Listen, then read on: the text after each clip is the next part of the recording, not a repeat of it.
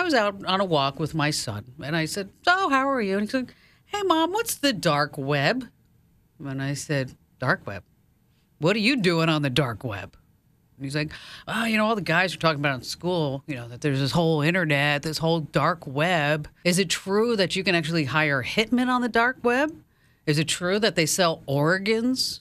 Can you get to it from your computer?" Yeah, you probably could. I have it blocked. Doesn't mean that you can't go to somebody else's house and get on. So let's just talk about it.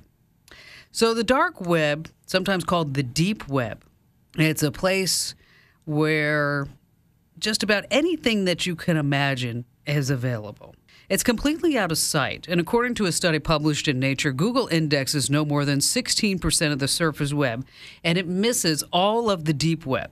So what that means, any given search turns up just 0.03% of the information that exists online, 1 out of every 3,000 pages. It's kind of like fishing at just the top 2 feet of the ocean. And so here are some things that you can buy on it. You can buy drugs.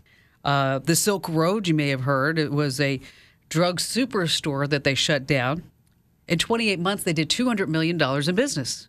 You can buy fake currency. You can buy passports, driver's license, fake IDs, college diplomas, firearms, ammunition, explosives. You can hire hitmen.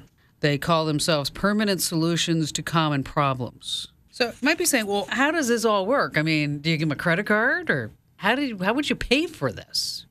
Well, what they're doing is they're dealing with something called dark coins and bitcoins. And it's a way that people keep their real identities hidden. They use web hosting services in the Ukraine or Russia where they don't care about subpoenas. They don't care about anything. They just want the money. This is something called the dark web. Now, what's interesting is that you have kids asking about it.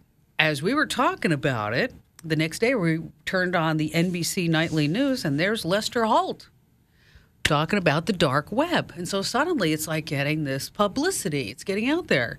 So people are saying, well, how do I get there? There are secret search engines, there are hidden chat rooms, there are criminal wikis, and there are anonymous browsers. And I'm not going to tell you how to get there exactly, other than there are ways that you can do it.